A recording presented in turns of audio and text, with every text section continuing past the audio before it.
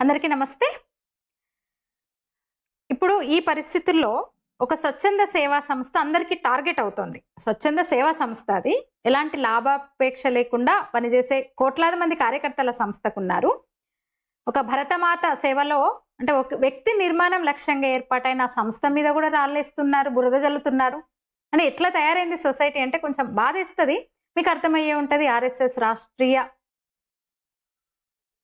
స్వయం సేవక్ సంఘ్ అయితే అసలు ఏంటి, ముఖ్యంగా మహిళ రాష్ట్రీయ ఆర్ఎస్ఎస్ లో మహిళా వింగ్ కూడా ఉంటుంది, రాష్ట్ర సేవికా సమితి. చాలా మందికి తెలియదు అసలు.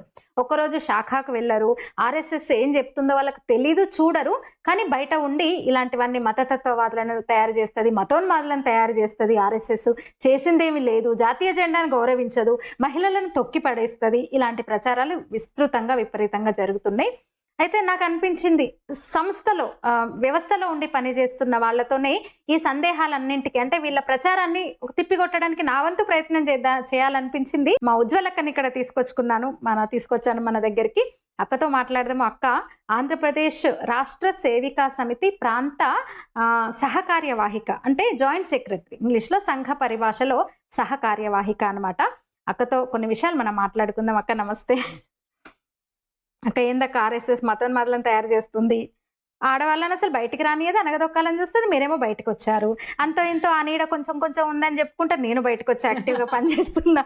అసలు ఎందుకు ఆర్ఎస్ఎస్ ఎందుకు ఇట్లా చేస్తుంది? అసలు ఒక విషయం చెప్పనా, అసలు ముందు ఇంట్రడ్యూస్ లో అన్నావు కదా, వాళ్ళు ఒక రోజు శాఖకు రారు, ఒక రోజు తీరు.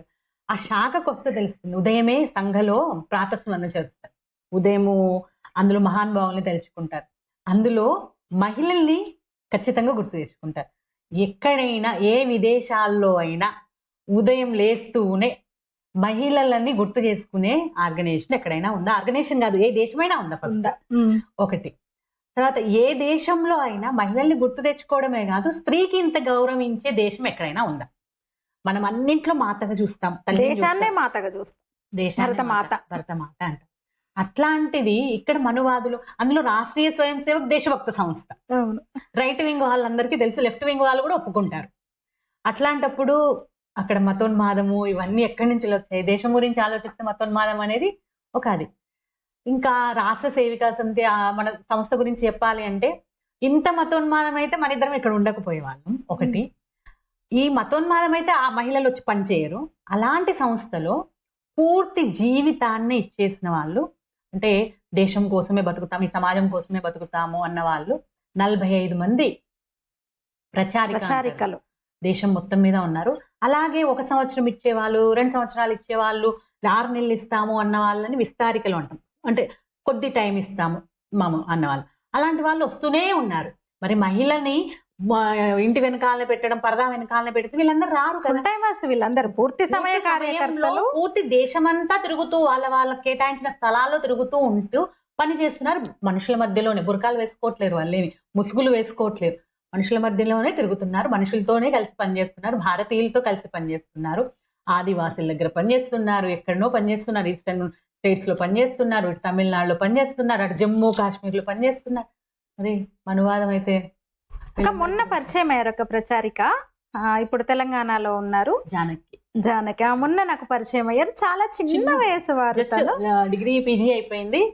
అదే అంటున్నాను, అలాంటి అంటే జీవితాన్ని మనం పుట్టాము, మనం జన్మించినందుకు నా వంతుగా నేను సమాజానికి వేస్తాం. అదే కదా భారతీయ సంస్కృతి యొక్క గొప్పతనం ఏంటి అంటే, ఫలము తన పండ్లను తాను, చెట్టు వృక్షము తన పండ్లను తాను తినదు, నది తన నీటిని తాను తాగదు.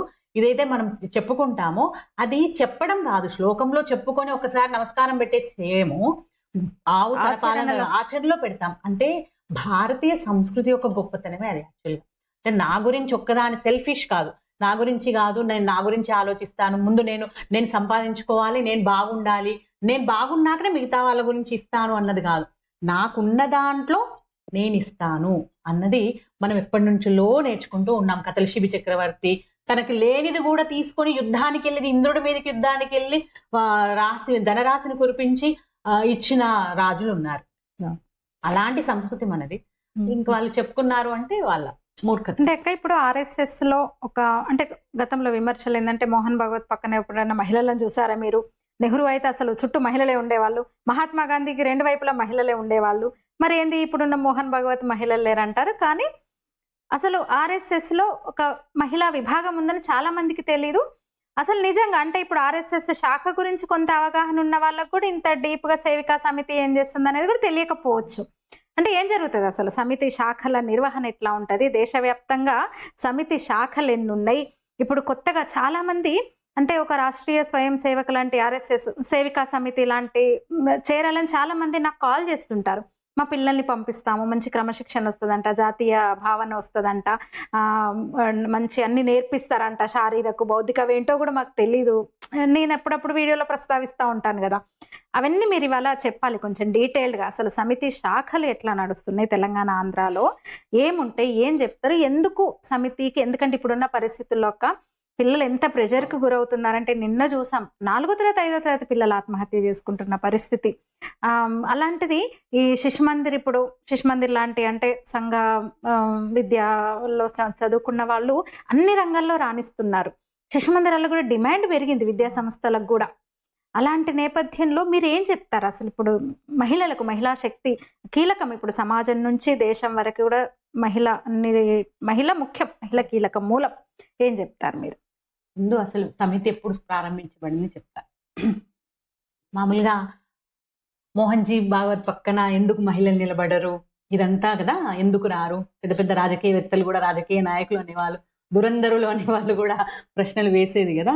ముందు అసలు సమితి ఆవిర్భావం ఎలా జరిగింది? రాష్ట్రీయ స్వయం సేవక్ సంఘ్ ఈ సంవత్సరం 100 శతాబ్ది ఉత్సవాలు జరుపుకుంటుంది. సంఘ రాష్ట్రీయ స్వయం సేవక్ సంఘ్ 1925లో ప్రారంభించబడింది. 25లో ప్రారంభించినాక 11 సంవత్సరాల తర్వాత 1936లో సేవికా సమితి ప్రారంభం. ఈ మధ్య కాలంలో ఎవరైతే రాష్ట్ర సేవికా సమితిని ప్రారంభం చేశారో వందనీయ లక్ష్మీబాయి కేల్కర్, వందనీ మౌసీజీ అనుకుంటా ముద్దు, వారు భర్త చనిపోయి తర్వాత తోటి కోడలు, ఒక కంబైన్డ్ ఫ్యామిలీ, జాయింట్ ఫ్యామిలీ, 6 పిల్లలు వీళ్ళందరితో తన కుటుంబాన్ని నడిపిస్తున్న సమయంలోనే ఆవిడ కొడుకులు 2 సంఘ శాఖకు వెళ్ళేవారు. సంఘ శాఖకు వెళ్తున్నప్పుడు వాళ్ళ యొక్క హావభావాలు, వాళ్ళ యొక్క ప్రవర్తన ఇవన్నీ చూసి ఆవిడ అడుగుతుంది కొడుకుల్ని, మీ శాఖకి నేను రావచ్చా, ఒకసారి ఏం నేర్పిస్తారో చూస్తాను అని చెప్పేసి అన్నప్పుడు పిల్లలు, మా దానికి ఆడవాళ్ళు రావద్దు అని చెప్పేసి అని, మా శాఖకు పెద్దవాళ్ళు వస్తున్నారు, వాళ్ళు ఇంట్లో ఉన్న మగవాళ్ళను రమ్మని చెప్పారు, మరి మన ఇంట్లో మగవాళ్ళు లేరు కదా అని చెప్పేసి పిల్లలు అడుగుతారు. పెద్దవాళ్ళు అంటే మరి నేనే కదా మీ ఇంట్లో, మీకు పెద్దని నేనే కదా, నేను వస్తాను రావచ్చా అని అడిగితే పిల్లలు వెళ్ళి అడిగి వస్తామని చెప్పేసి వాళ్ళు అడిగాక పర్మిషన్ అంటే అనుమతి లభిస్తుంది, వెళ్ళి కలుస్తారు. కలిసింది వారు డాక్టర్జీ. కలిసినప్పుడు వారు డాక్టర్జీని అడుగుతారు, మీరు మాకు కూడా కలుపుకోవచ్చు కదా, మమ్మల్ని కూడా కలుపుకోవచ్చు కదా, మాకు కూడా ఇవన్నీ నేర్పించవచ్చు కదా. ఎందుకు అంటే అప్పుడు ఆ సమయంలో మహిళ తనని తాను రక్షించుకోవడం, అంటే తన ఆత్మరక్షణ, సెల్ఫ్ ప్రొటెక్షన్, ఆత్మరక్షణ అనేది ఏదైతే ఉందో అది చేస్తూ, అప్పుడున్న బ్రిటిషర్ కాలము అప్పుడు కూడా చాలా మహిళల మీద అత్యాచారాలు ఇవన్నీ జరగడం, ఇవన్నిటి వల్ల ఆవిడ అనుకుంటుంది అన్నట్టు ఇవన్నీ నేర్చుకుంటే అప్పటికే సంఘ శాఖలలో కర్రసాము, దండ తిప్పడము, కరాటే, నియుద్ధ ఇవన్నీ నేర్పించేవాళ్ళు ఆత్మసురక్ష కోసం. మాకు కూడా నేర్పించవచ్చు కదా ఇవన్నీ చెప్పేసి ఆవిడ అడుగుతారు. అడిగినప్పుడు డాక్టర్జీ అంటారు, అమ్మా ఇది మా పురుషుల కోసం మాత్రమే చేసింది, మీరు కావాల్సి వస్తే మహిళలకి మీరు మొదలు పెట్టండి, మీరే ముందుండండి అంటే వారి ప్రోత్సాహం చూడండి. సహకారం అంటాం అంటే అన్నారు, అదే మాట అన్నారు, మా సహకారం మీకు ఎప్పుడూ ఉంటుంది అని చెప్పేసి అన్నారు. అయితే ఆలోచన మౌసీజీకి వచ్చింది, మహిళలకు కూడా ఉండాలి అని. దాన్ని సంఘలో, ఎందుకంటే మనందరికీ తెలుసు సంఘలో మగవాళ్ళు ఆడవాళ్ళు కలిసి పని చేస్తే అన్నది. అయితే ఇక్కడ సమితి, సేవికా సమితి కానీ రాష్ట్రీయ స్వయం సేవక్ సంఘ్ కానీ లక్ష్యం ఒకటి. ఆ లక్ష్యం కోసం 2 పని చేస్తాయి, ఎవరి పద్ధతిలో వాళ్ళు పనిచేస్తాయి. ఎందుకంటే మహిళల శారీరక పరిస్థితి కావచ్చు, పురుషుల శారీరక పరిస్థితి వేరే వేరే, ఇవన్నీ మనకు తెలుసు. కాబట్టి ఎవరిది వాళ్ళ దగ్గరే ఉండి ఎవరి అస్తిత్వంలో వాళ్ళు ఉంటూ నిలుపుకుంటూ పని చేయాలి అన్న ఉద్దేశంతో మొదలైపోయింది. ఆ మొదలవ్వడము, దాని తర్వాత సంఘ సహకారం ఎల్లవేళలా ఉంది. అసలు సంఘ సహకారం లేకుండా, ఎందుకంటే ఆవిడే స్వయంగా అప్పుడు కరాటే నేర్చుకుని స్వయం సేవకులు వాళ్ళని పంపించారు డాక్టర్జీ. ఎలా ఉండేదంటే ఆవిడ క్లోజ్డ్ సర్కిల్, అప్పటికి ఇంకా మహిళలు బయటకు వచ్చి అప్పుడే ఆ స్టార్టింగ్ వాతావరణం ఇంకా లేదు వాతావరణంలో కదా అప్పుడు. ఆవిడ నేర్చుకున్నప్పుడు డాక్టర్జీ సమితి శాఖని గమనించేవారట. గమనించేసి అక్కడ ఏమైనా పొరపాట్లు అవుతున్నాయా, ఏమన్నా అవుతున్నాయా అని చెప్పేసి అది అయిపోయినాక ఆ పొరపాట్లను ఎలా సరిదిద్దాలో చెప్పేవారు. కానీ ఎప్పుడూ శాఖ జరుగుతుంటే ఇంటర్ఫియర్ అవ్వలేదు. సో అంటే ఆ సహకారం ఏదైతే ఉందో వాళ్ళందరూ సంఘ సహకారంతోనే వెళ్తున్నారు ఇప్పటికి కూడా సమాజంలో మహిళలు. అయితే మామూలుగా ఈ దీంట్లో సేమ్ ఏదైతే సంఘ పద్ధతిలో ఉంటుందో శాఖ అనే కార్యపద్ధతి ఇక్కడ కూడా. ఒక గంటలో ఏమొస్తుంది, గంటన్నరలో ఏమొస్తుంది అని చెప్పేసి అనుకుంటారు కానీ వారానికి ఒకసారి కానీ నిత్య శాఖలో కానీ.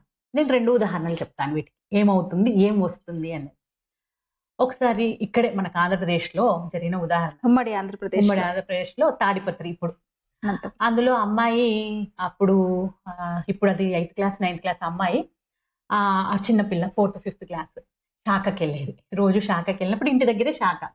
ఆ పిల్లలకి ఒక అన్న వచ్చేసి కథలు చెప్తున్నప్పుడు ఈ స్వదేశీ గురించి చెప్పాడనమాట.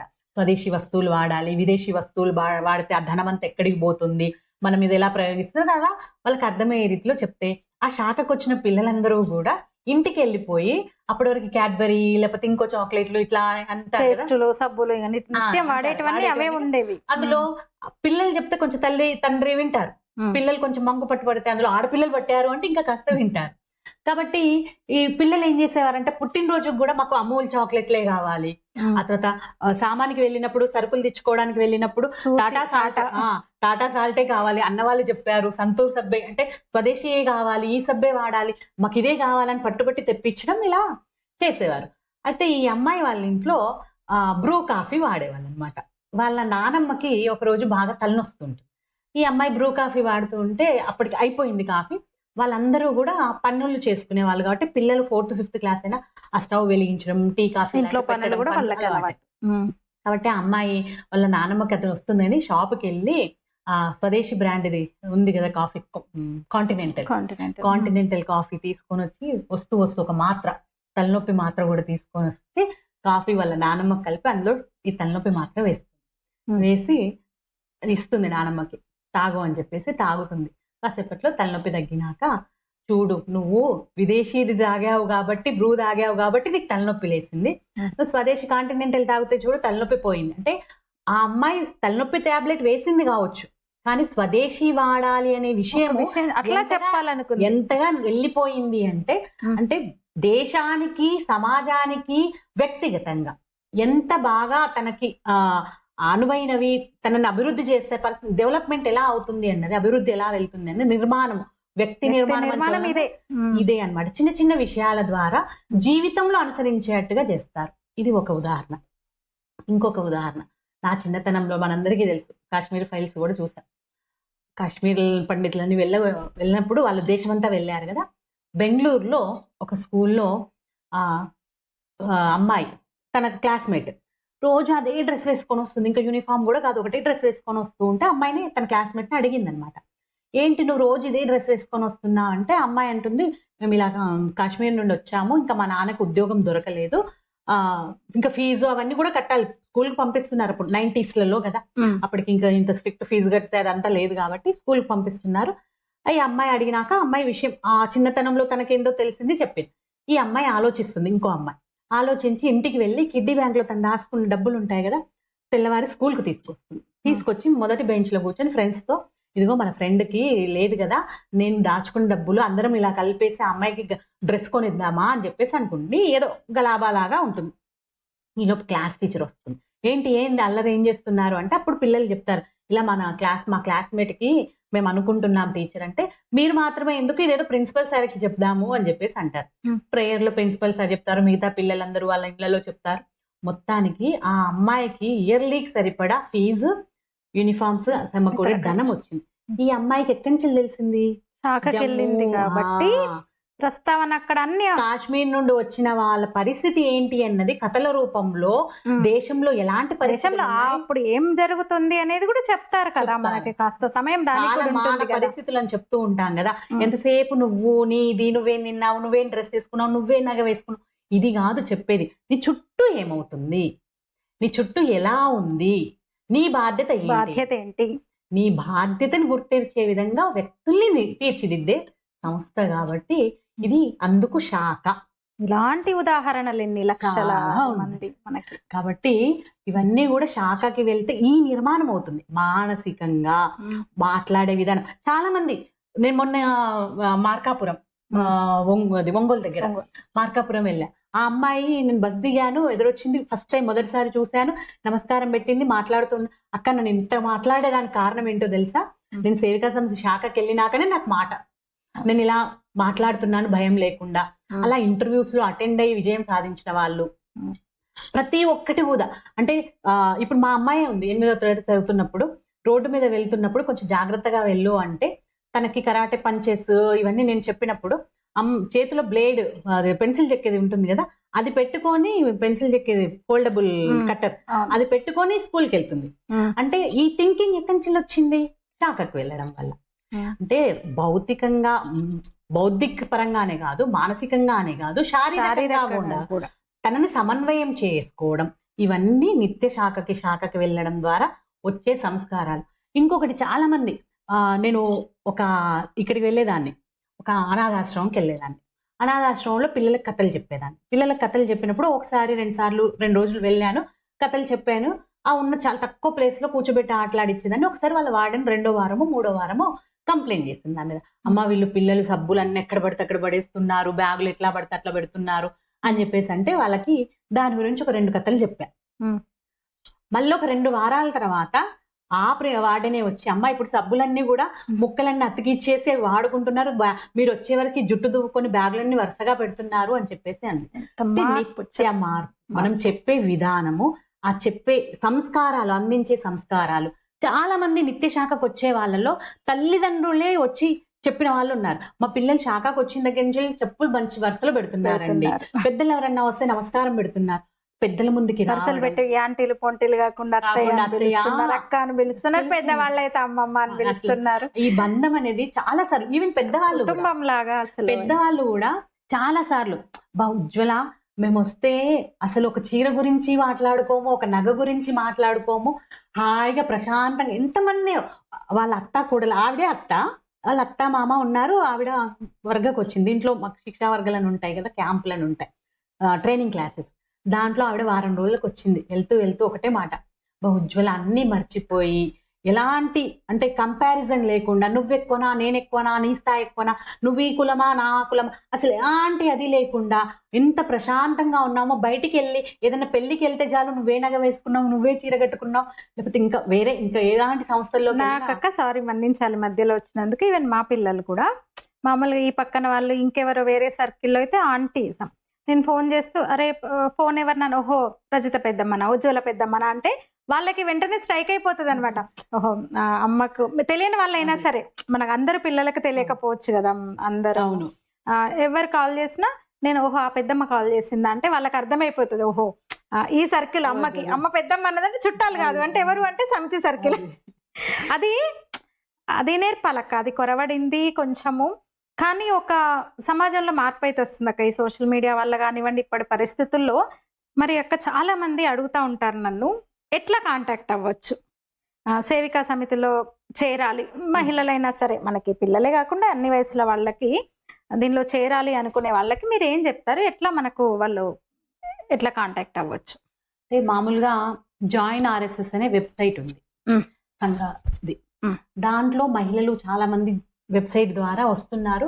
వచ్చినప్పుడు వాళ్ళు డివైడ్ చేసేసి ఏ జిల్లాకి ఆ జిల్లాకి ఇస్తున్నారు. లేదు మీకు తెలిసి శిశుమందిరాలు ఉన్నాయి, విద్యాభారతి స్కూల్స్ ఉన్నాయి, సంఘ కార్యాలయాలు ఉన్నాయి, ఇలా ఏమన్నా ఉంటే వాళ్ళ వెళ్ళి కాంటాక్ట్ చేయడం. ఎక్కడ జరుగుతుంది శాఖ? మీ ఊర్లో చిన్న ఊరు అనుకోండి, పెద్ద పట్టణాల్లో భాగ్యనగర్ లాంటి పట్టణాల్లో అయితే కొంచెం కష్టం. ఊర్లలో అనుకోండి శాఖ జరిగేది ఉంది అనుకోండి, మీరు డైరెక్ట్ గా ఇక్కడ మెంబర్షిప్ ఉండదు, ముందు ఫామ్ నింపాలి. ఇది ఒకటి ఉందక్క, నన్ను అడుగుతా అంటారు మెంబర్షిప్ ఎలా తీసుకోవాలండి RSS కి? నేను చెప్తా, RSS కి మెంబర్షిప్ ఉండదు, మీరు డైరెక్ట్ రావడమే. ఒక్కసారి మీరు వచ్చి అక్కడ ధ్వజానికి ప్రణామం చేసి మీరు ఇంకా స్వయం సేవక అయిపోయినట్టే, మీకు బాధ్యత తెలుస్తుంది అని నేను కూడా అదే విషయం చెప్తుంటాను. మెంబర్షిప్ ఏముండదు కాబట్టి వచ్చేసి ఒకసారి ఏం జరుగుతుందో మీరు పాల్గొనకపోయినా వచ్చి పరిచయం చేసుకొని అనుకొని మాట్లాడినా పర్లేదు. వచ్చి మేము చేసే కార్యక్రమాల్లో ఆ రోజు చేసే శాఖలో వచ్చి మీరు పాల్గొన్నా మీకు ప్రాబ్లం లేదు. అక్క వచ్చి పాల్గొనకుండా ఉంటారు ఎవరన్నా? మన ఆటలు ఇవన్నీ చూస్తుంటే అవుతుంది. మామూలుగా వాళ్ళు రాకుండా మనం పిలుస్తాము, లాగేస్తాము, ఒకసారి వచ్చే వాళ్ళు ఉంటారు. అలా చాలా మంది కూడా చూడడానికి వచ్చి చాలా మంది మేము చేస్తూ ఉంటాం కదా, దూరంగా నిలబడ్డ వాళ్ళు మగవాళ్ళు కూడా వస్తారు. ఏమండి మా అమ్మాయి ఉంది, ఎలా పంపించాలి ఏంటి ఇలా అడుగుతుంది. తీసుకురండి వచ్చేసేయండి ఏముంది దాంట్లో అని చెప్పేసి అంటూ ఉంటారు. 2 సార్లు ఆటలు ఆడుకున్నాము. ఆటలు ఇందులో చాలా ముఖ్యమైనది యాక్చువల్ గా. ఆటలు ఆడుకునేప్పుడు ఎంత కాన్ఫిడెన్స్ లేవు కదక్క, అలాంటి పిల్లలకి లేదు కదా స్కూల్స్ లో, బయట లేవు గ్రౌండ్స్ అవన్నీ. కానీ ఇక్కడ మాత్రం ఆటలు ఆడుకున్నప్పుడు నువ్వా నేనా పరిచయం అనేది ఏమీ లేకపోయినా కూడా ఆ గెలవాలి అన్న ఊపులో కొత్త వాళ్ళ పెద్దవాళ్ళ చిన్న వాళ్ళ ఏమీ ఉండదు. అలా అసలు నిర్మాణం, వ్యక్తి నిర్మాణం భారతీయ సంస్కృతిలో నీ నా అన్నది కాదు, మనము అన్నది అక్కడే కనిపిస్తుంది. శాఖలో మాత్రమే కనిపిస్తుంది, శాఖలో మాత్రమే దర్శనం అవుతుంది నిజంగా. కానీ అక్క ఈ మధ్య చూస్తున్నా నేను ఆర్ఎస్ఎస్ పేర్లు కూడా మిస్యూజ్ చేస్తున్న పరిస్థితి వస్తుంది. అంటే ఇప్పుడు అనుకున్నాం మనం ఒక్కసారి శాఖకు వచ్చిండ్రంటే వాళ్ళకి బాధ్యత తెలుస్తుందని. అయితే వచ్చి కూడా కానీ ఆ లక్షణాలు అలవర్చుకొని వాళ్ళు కూడా ఉంటారా? అలా కూడా ఉంటారా? అంటే కొంచెం ప్రతి ఒక్కరు ఇప్పుడున్న ట్రెండ్ లో నేను కూడా శాఖకి వెళ్ళాను అంటే వాళ్ళ లక్షణాలు అక్కడ కనబడవు వాళ్ళకి. ఒకటి మనసు పెట్టిన ఏదో లాభాపేక్షతో వచ్చారనుకోండి, లాభాపేక్ష అంటే ఇప్పుడున్న ప్రస్తుత పరిస్థితుల్లో ఆర్ఎస్ఎస్ అనేది మారుమోగిపోతుంది. కాబట్టి అంటే నేను ఆర్ఎస్ఎస్ వెళ్ళాను. ఇప్పుడు చాలా మంది నేను ప్రయాణం చేస్తుంటాను కదా, ప్రయాణం చేస్తున్నప్పుడు కూడా నేను చిన్నప్పుడు శాఖకి వెళ్ళాను అని చెప్పడానికి కూడా భయపడేవాళ్ళు. ఈవెన్ మా మీడియాలో కూడా అంతే కదా, మా మీడియాలో అసలు భయపడే పరిస్థితి సంఘ పేరు పలకడానికి కూడా. కానీ ఇప్పుడు గర్వంగా చెప్పుకుంటున్న పరిస్థితి. మనం ఏదైనా అంటే చాలు, నేను అక్కడ శాఖకి వెళ్ళానండి, నాకు అక్కడ పరిచయం ఉంది, నేను ఒక ప్రయాణం చేస్తున్నాను, నా డైరీ మీద ఏబీవీపీది ఉంది, ఏబీవీపీ ఎదురుగా వాళ్ళనమాట. నేను ఎక్కడికో వేరే రాష్ట్రానికి వెళ్తున్నాను. వాళ్ళు చూసేసి మీరు ఆర్ఎస్ఎస్ అని అన్నారు. అంటే అవునమ్మా అంటే మేము శ్రీకాకుళంలో ఉంటాము, మేము ఇలా ఉంటామని పరిచయం చేసుకొని వాళ్ళకి అక్కడ ఉన్న సమితి కార్యాలయం గురించి, అక్కడ సమితి కార్యకర్తల గురించి చెప్పి అంతా చెప్పేసరికి అంటే ఇంతకు ముందు చూస్తే పోనీలే అన్నారు. ఇప్పుడు మనం ఏదైనా ఫోన్ లో సంఘకి సంబంధించిన ఏదైనా మాట్లాడుతున్నారు అంటే ఇది మనస్ఫూర్తిగా పనిచేయాలి అనుకునే వాళ్ళేమో, సిద్ధాంతం పట్ల కట్టుబడి ఉండే వాళ్ళేమో పనిచేస్తారు. ఉపయోగించుకోవాలి అనుకునే వాళ్ళు చాలా మంది ఉంటారు. ఈ పేరును వాడుకోవాలి అని చెప్పేసి, అంటే ఆ పక్కన సెంటు కొట్టుకుంటున్నాం అనుకోండి, ఆ పక్కన కాస్త దూరంలో నిలబడితే ఆ సెంటు వాసన మనకు కూడా కాసేపు తగులుతుంది. ఆ సెంటు వాసన ఎంతసేపు ఉంటుంది? కొద్దిసేపు అయ్యాక అది పోతుంది. అలాగే ఓన్లీ పేరును మాత్రం ఉపయోగించుకునే వాళ్ళ నిజ రూపము ఎప్పుడప్పుడు బయటపడుతుంది. కాకపోతే కొంచెం లేట్గా, ఎలా అయితే సెంటు వాసన పోవడానికి సమయం పడుతుందో ఇది కూడా అందరికీ ఆ బిహేవియర్ కానీ, సంఘ శాఖకి రెగ్యులర్ గా, సమితి శాఖకు రెగ్యులర్ గా వెళ్ళే పద్ధతి, నిల్చునే పద్ధతి, వాళ్ళ బిహేవియర్ వీటితోనే తెలుస్తుంది.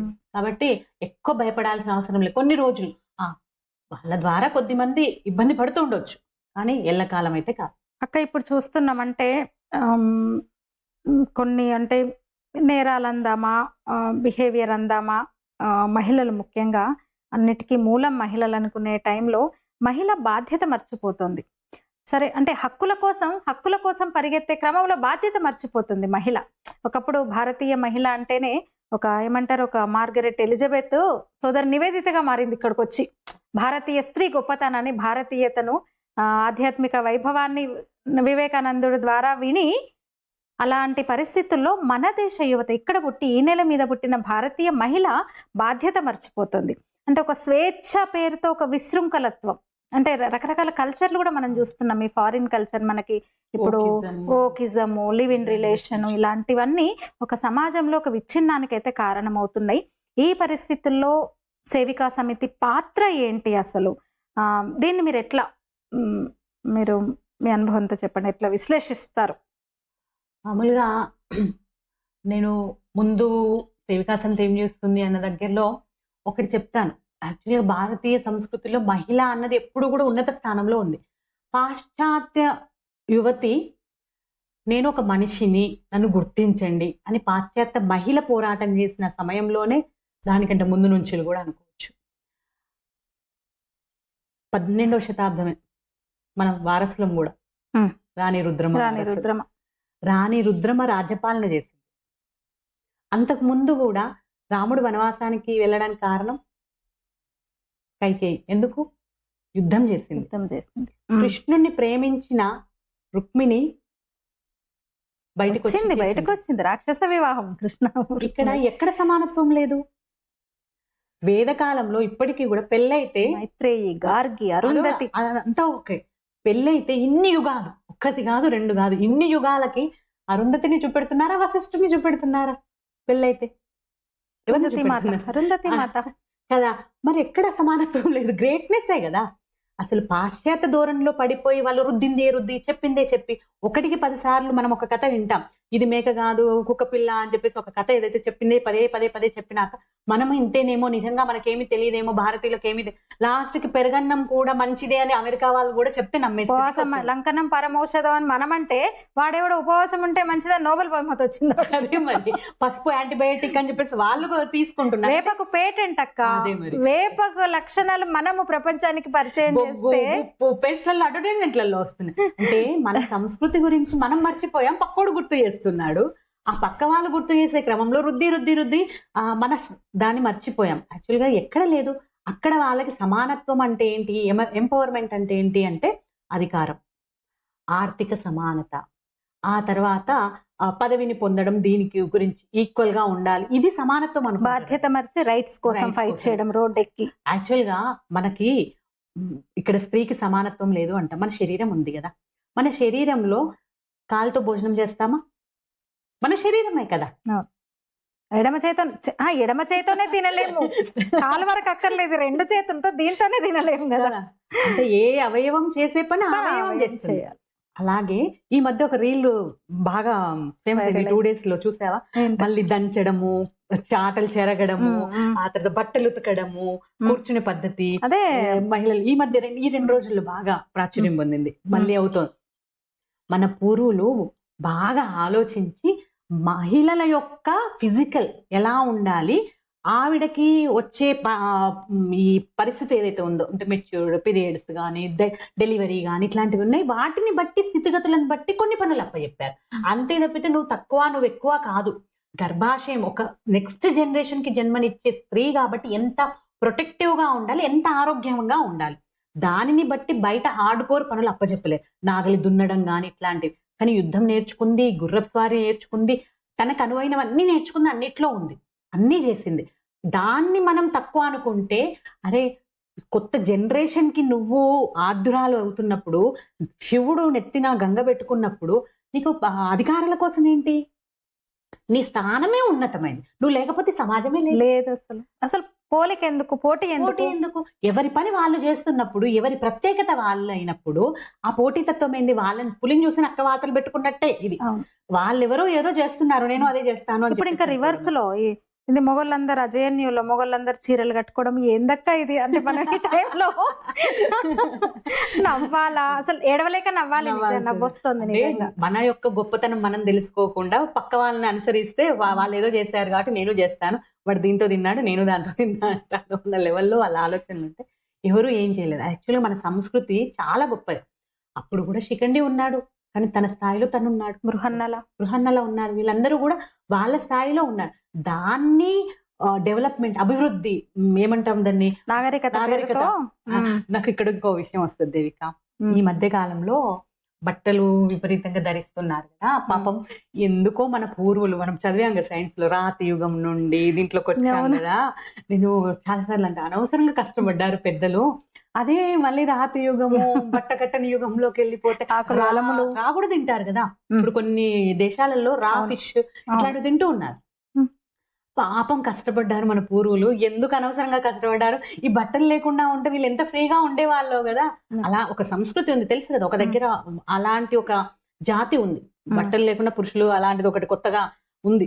దాన్ని ఏమంటారో నాకు పేరు తెలియదు, కానీ బట్టలు లేకుండా తిరుగుతుంటారు వాళ్ళ సమాజం కదా. అడవి మనుషుల్లాగా ఎండమాన్ ఇలాంటి మంచి నాగరికత ఉన్న వాళ్ళే. దాన్ని ఏమో అంటారు, గూగుల్లో సెర్చ్ చేయాలి, న్యూడ్ లో ఉంటారనమాట మొత్తం. ఇంకా వాళ్ళు మగవాళ్ళు, స్త్రీలు, పురుషులు చెయ్యరు. అలాగే ఇప్పుడున్న పరిస్థితుల్లో అప్పుడు రాక్షస ప్రవృత్తి ఏదైతే ఉందో, స్త్రీ కనబడితే అది ఒకప్పుడు, అది భారతీయ పరంపరలో అలాంటిది లేదు. యాక్చువల్లీ సైన్స్ పరంగా నేను చెప్తున్నాను. అలాంటి లక్షణాలు అలవర్చుకొని నాశనం అయిపోయారు కదా. మనము కీచకుడేంది, రావణుడేంది, నరకాసురుడేంది, వీళ్ళందరూ వాళ్ళే కదా. దుశ్శాసనుడేంటి, వీళ్ళు. కాబట్టి నాకు అదే అనిపిస్తుంది, అదేదో అక్కడికి వెళ్ళి అనవసరంగా బట్టలు కట్టుకోకుండా ఉంటే అయిపోతుందిగా, వీళ్ళు ఎందుకు ఇంత కష్టం బట్టలు చింపుకొని బట్టలు ఏది చూస్తున్నాం కదా ఏదో అంటారు అక్క, చిరిగిన జీన్స్ ఏదో పేరుంది ఇక్కడ చినుగుతుంది. అయితే ఇక్కడ ఇంకొక విషయం, భారతీయ మహిళ గురించి చెప్తున్నప్పుడు పక్క వాళ్ళ చూసి చేస్తున్నప్పుడు ఒకటే చెప్తూ ఉంటా, యాజ్ ఏ మదర్ గా నేను అనిపిస్తూ ఉంటుంది, పిల్లల్ని మొదటిసారి టైలర్ షాప్ కి తీసుకెళ్లేది ఎవరు? తల్లి. ఏదైనా తల్లే టైలర్ షాప్ కి వెళ్ళి నువ్వు ఇలా కుట్టు అని చెప్తుంది. అప్పుడు ఏం చెప్తుంది, నేను చాలా సార్లు స్వయంగా విన్నాను, వెనకాల కిటికీలు పెట్టమని చెప్తుంది. పిల్లకు కూడా పెట్టేటప్పుడు ఇంత చాలు వెనకాల, లేకపోతే థ్రెడ్స్ పెట్టమని.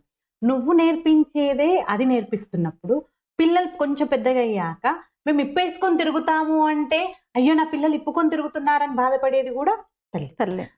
భారతీయ సంస్కృతిలో మొదటి గురువు తల్లి, మాతృదేవోభవ, మొదటి గురువు తల్లి. తల్లి నుంచి మనకు తెలియకుండానే చాలా నేర్చుకుంటూ ఉంటాం. అలాంటి తల్లే అలా ఉంటే ఇప్పుడు పిల్లలు ఎలా ఉంటారు?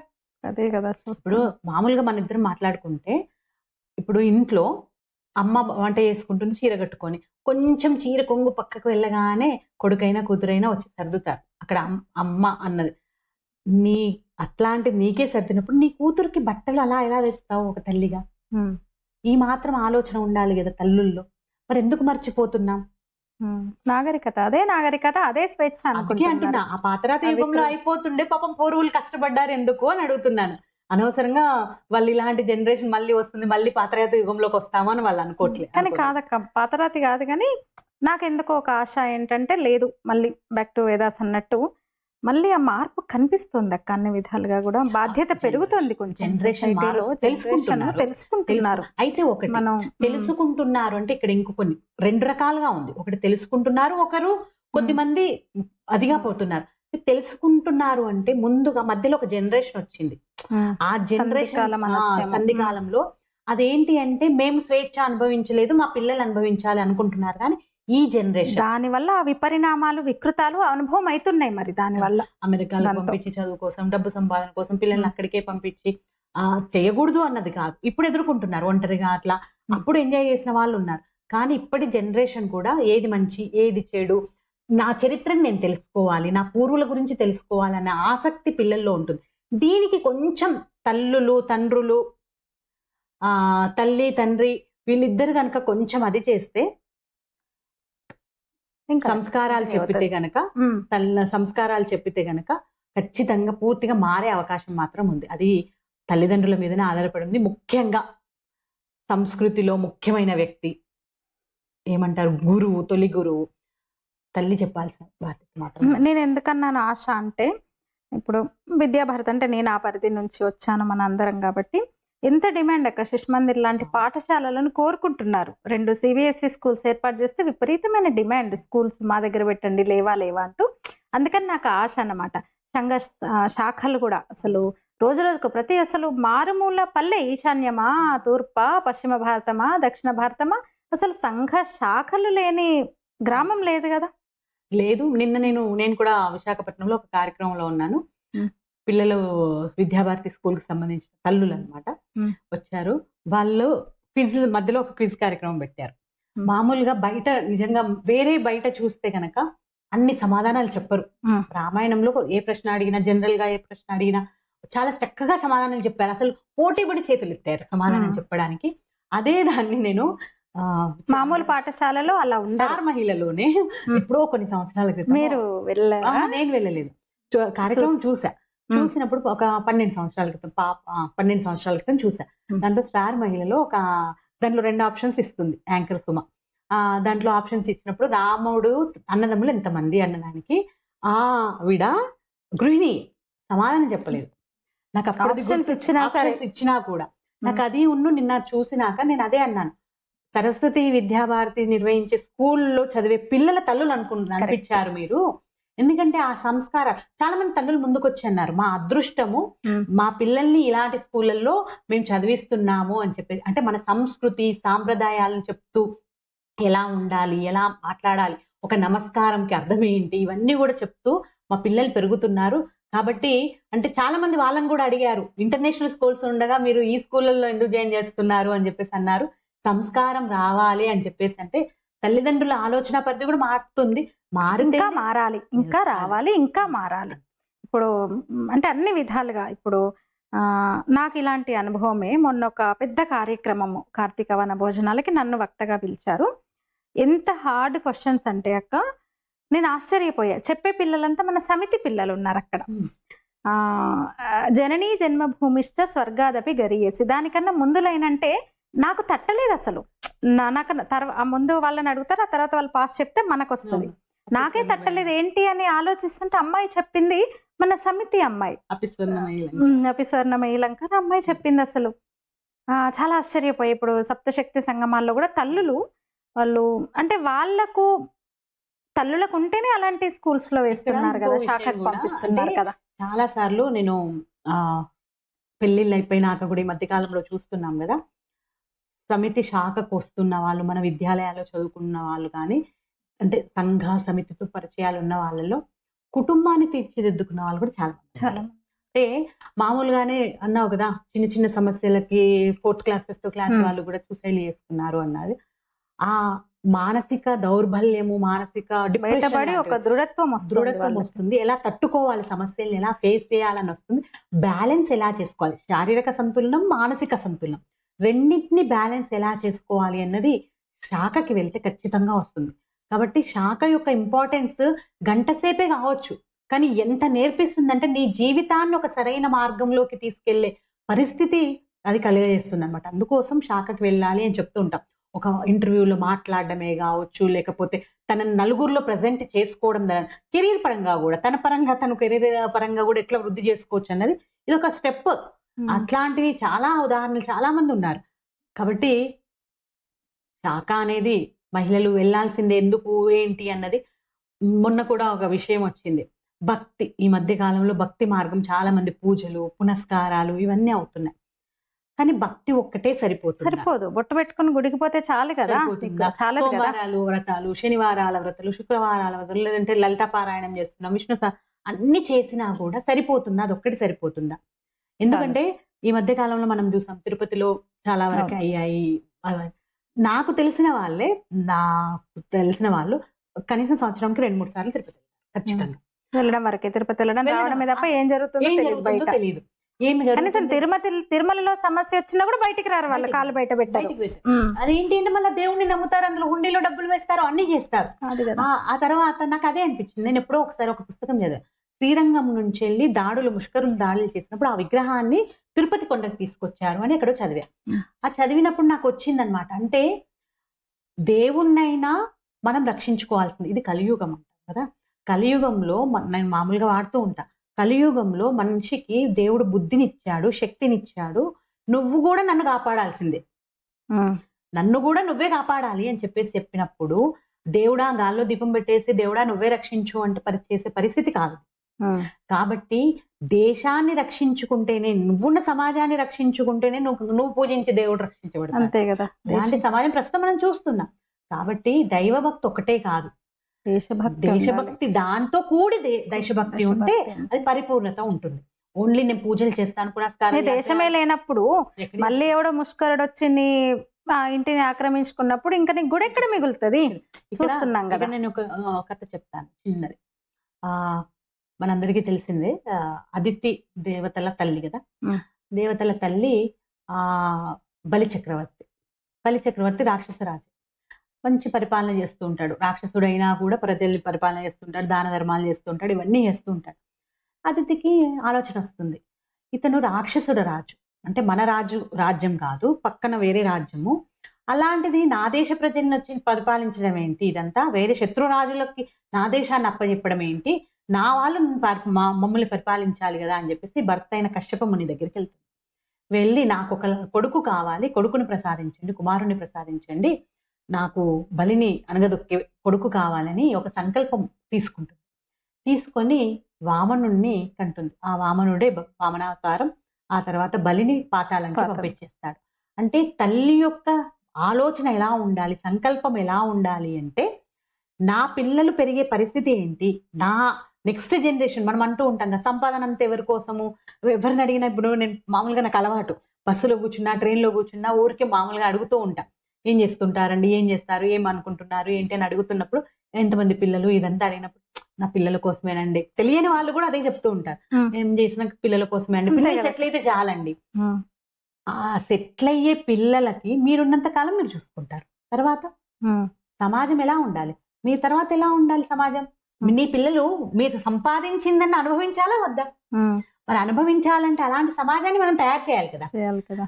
జిజామాతని ఇక్కడ ఉదాహరణ తీసుకుంటే, జిజామాత శివాజీని ధర్మాన్ని రక్షించడానికే తను సంకల్పించి కన్నది కదా. ఆ ధర్మాన్ని రక్షించి సంకల్పించి కన్నప్పుడు తన చుట్టూ ఉండే స్నేహితుల బృందం కూడా మనవణ్ణి కుదుతా కదక్క, శంభాజీని కూడా మళ్ళీ జిజామాత అంటున్నా తన చుట్టూ. మీరు ఇందాక బలిచక్రవర్తి ఏదైతే చెప్పారో, బలిచక్రవర్తి తాతయ్యగా ప్రహ్లాదుడు. అవును, మరి ప్రహ్లాదుడి తల్లి లీలావతి రాక్షస మహిళే కదా, మరి ఆమె కూడా సంకల్పం తీసుకునే కదా కనింది రాక్షస ఇదైనా కూడా. అదే అంటున్నా. కాబట్టి జిజామాత ఇక్కడ తన యొక్క చుట్టూ, తన కొడుకు చుట్టూ ఉండే పరిస్థితులు, తను ఏదైతే అనుకుందో లక్ష్యమో, అంటే మీరు ఒక లక్ష్యం మనం తల్లి అనుకుంటాం, నా కొడుకు పైకి ఎదగాలి అనుకున్నప్పుడు చుట్టూ పరిసరాలు కూడా ఎలా ఉండాలి అన్నది, సమాజం ఎలా ఉండాలని తల్లి అనుకోవాలి. నేను సంపాదిస్తున్నాను అని చెప్పేసి తల్లిదండ్రులు అనుకోగానే అయిపోదు, దాన్ని అనుభవించే పరిస్థితి సమాజంలో ఉందా. ఫర్ ఎగ్జాంపుల్ చూసుకుందాం, ఇల్లు మరి శుభ్రంగా ఉంది, ఓ మంచి మేడ కట్టేసాము, డూప్లెక్స్ మోడల్ కట్టేసాము, అన్ని బాగున్నాయి, ఖరీదైన వస్తువులు పెట్టాము, ఇల్లు శుభ్రంగా ఉంది, అంతా బాగుంది, ఇల్లు నీట్గా ఉంది, పక్కనే ఒక మురుగు కాలువ వాడు, చెత్త కుప్పు ఉంది, ఎలా ఉంటుంది? నీ ఇల్లు బాగున్నంత మాత్రం కాదు, పరిసరాలు, సమాజం కూడా, ఆ సమాజంలోనే మనం ఉంటున్నాం. కరెక్ట్. కాబట్టి ఆ సమాజాన్ని బాగు చేయాల్సిన అవసరం ఎవరి దగ్గర ఉంది? ఒక తల్లిగా ఉంది.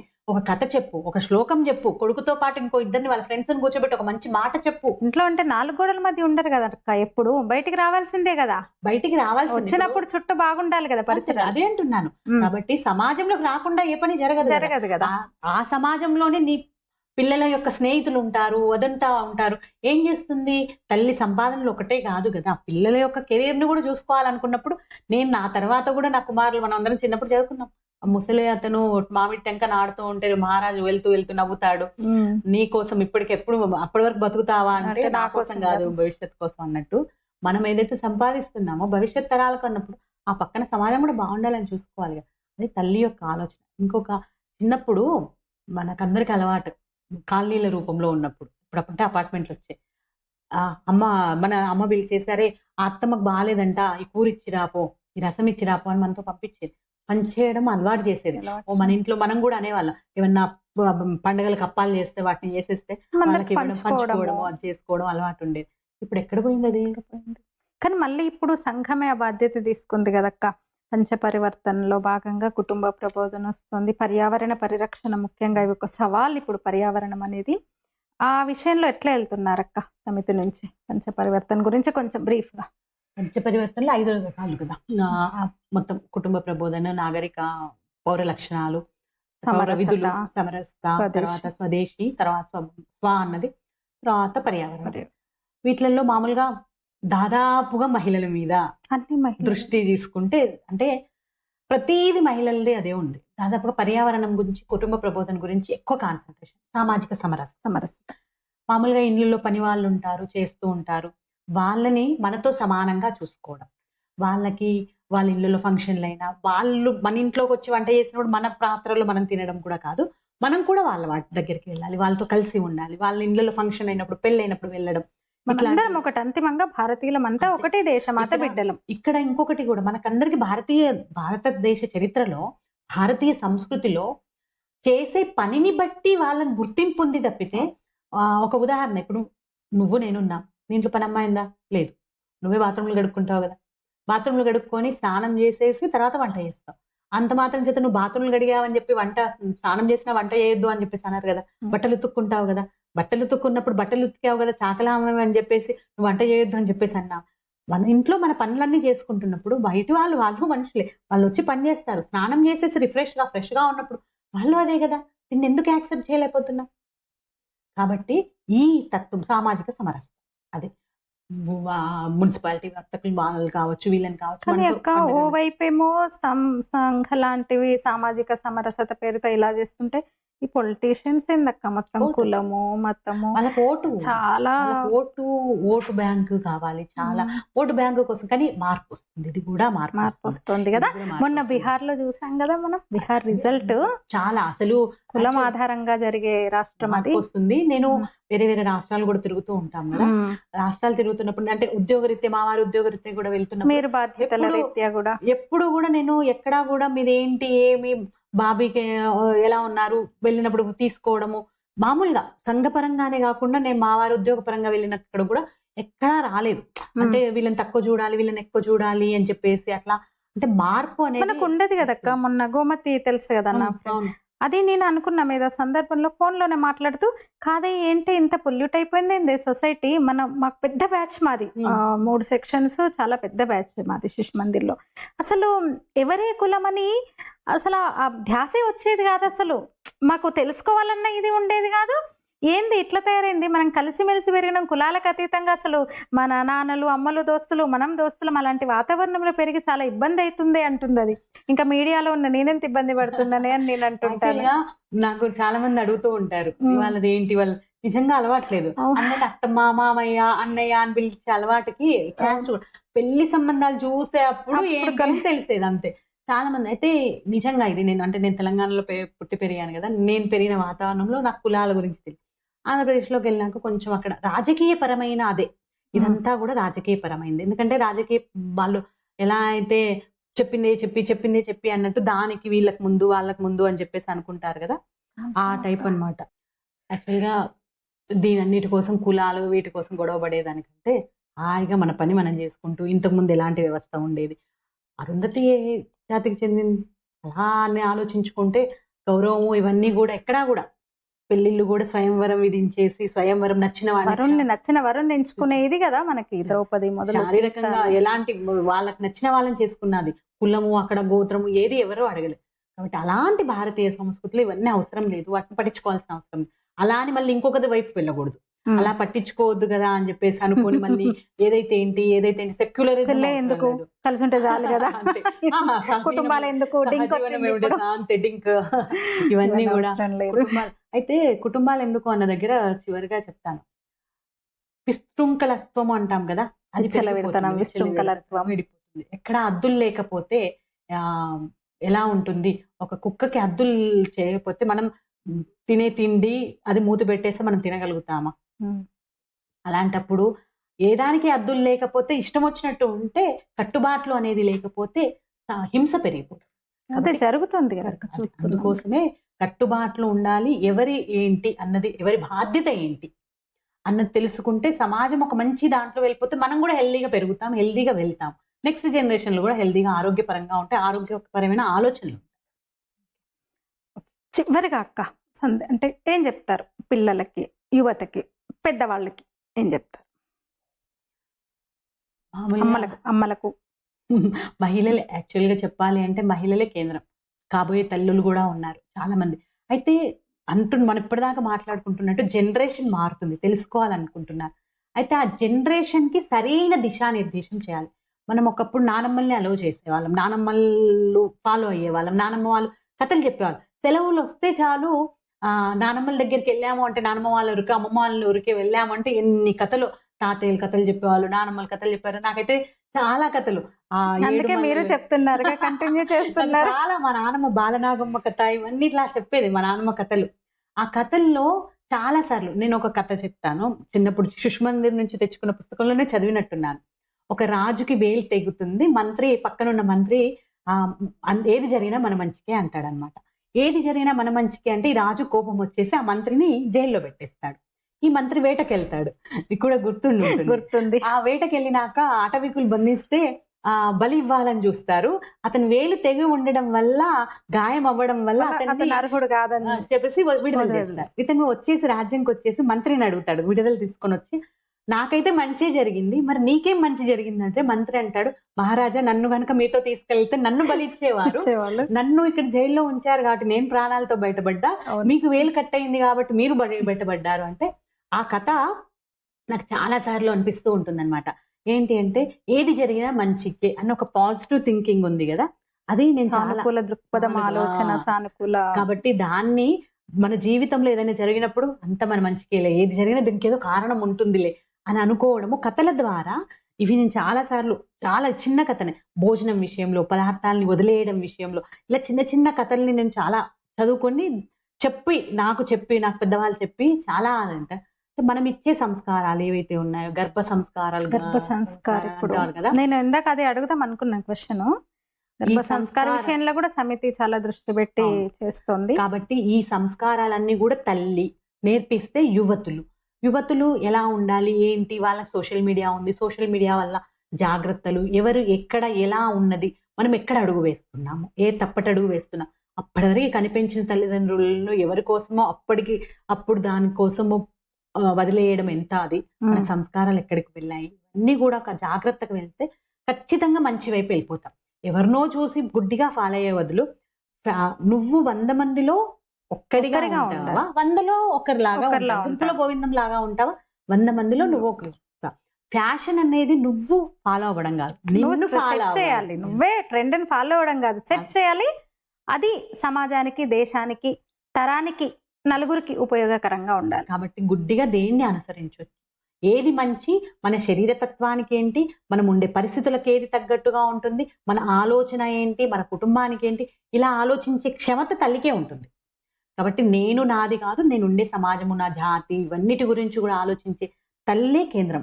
మనకి సత్యవాణి గారు కూడా చాలాసార్లు ఒకసారి కథలో చెప్పారు, స్త్రీ ఎంత విలువైంది అని చెప్పేసి. బీజానికే క్షేత్రము బీజము రెండు అదిగా ఉండాలి, అంతే అదిగా ఉండాలి. కాబట్టి ఆ దాన్ని క్షేత్రం కొంచెం అట్టిటైనా బీజానికి ఏముంటుంది.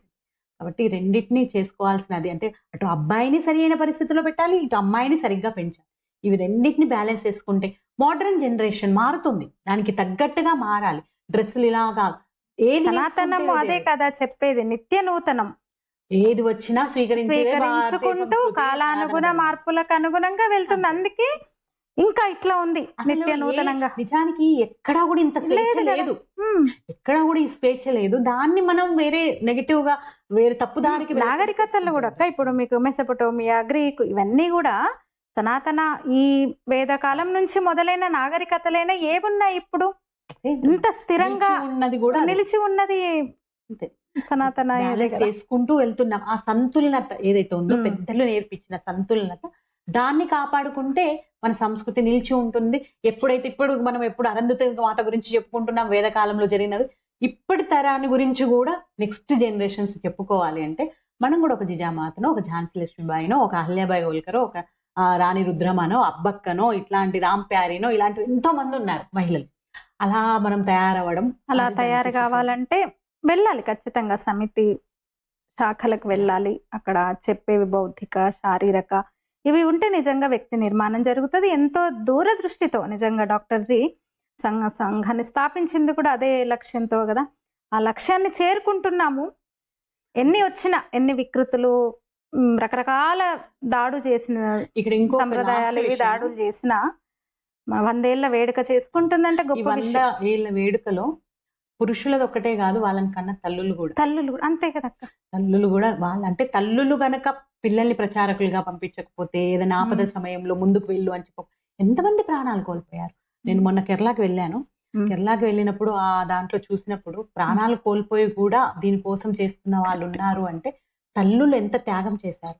వాళ్ళు గర్విస్తున్నారు, నా బిడ్డ ఒక కాజు కోసం, సమాజం కోసం, నలుగురు కోసం ప్రాణత్యాగం చేశారు. భారతీయ సంస్కృతి గొప్పతనం.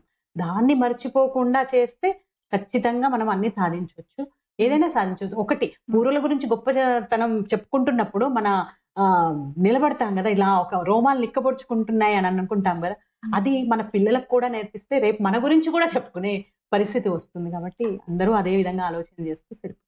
థ్యాంక్ యూ అక్క. ఒక బిజీ స్కెడ్యూల్తో వచ్చారు మీరు.